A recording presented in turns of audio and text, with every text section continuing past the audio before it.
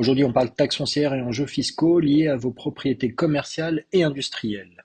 Je suis Patrice, directeur conseil chez Letton, et aujourd'hui, je vous emmène en Colombie-Britannique, province dynamique au marché immobilier en constante évolution, pour vous préparer à une échéance majeure, la réévaluation foncière de 2026. Cette réévaluation, menée par BC Assessment, déterminera la valeur imposable de vos propriétés pour l'année 2026. En Colombie-Britannique, ce processus est annuel, ce qui veut dire que vous devez vous préparer chaque année et toujours en avance. Pourquoi parle-t-on déjà de 2026? Vous vous demandez peut-être, on est en 2025, pourquoi parler des taxes foncières de 2026 dès maintenant? La réponse est assez simple en réalité. Parce que tout se joue en amont en taxes foncières. BC Assessment est un organisme public, indépendant, qui évalue plus de 2 millions de propriétés chaque année dans la province. Pour l'année d'imposition 2026, la date de référence est fixée au 1er juillet 2025.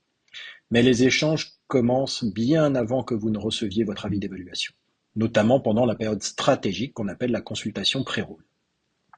Quelques dates clés à retenir. Donc, voici les grandes étapes du processus. 1er juillet 2025, date de référence. La valeur de votre propriété est déterminée selon son état et les conditions du marché à cette date. Octobre à décembre 2025, période de pré-roll. BC Assessment transmet des valeurs préliminaires qui seront en discussion.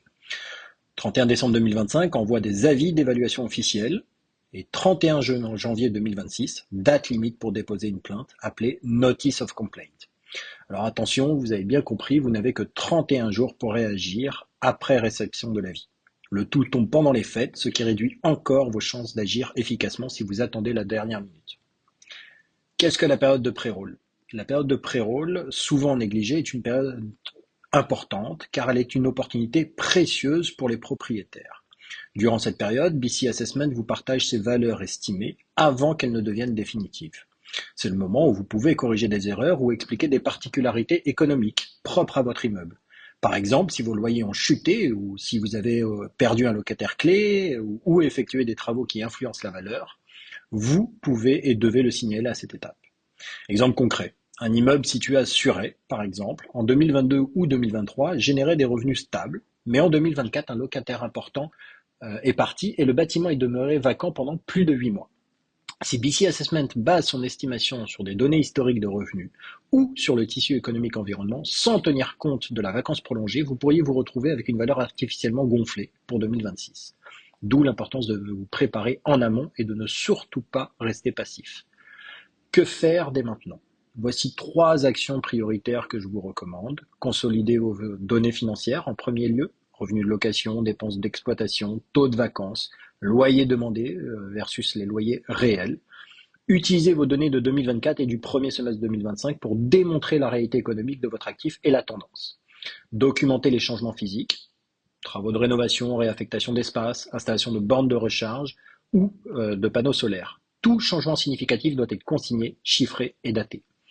Prenez contact avec Letton dès maintenant.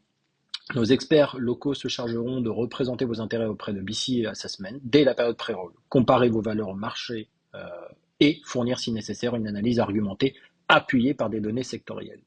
L'objectif est de minimiser votre valeur imposable sans attendre l'avis officiel.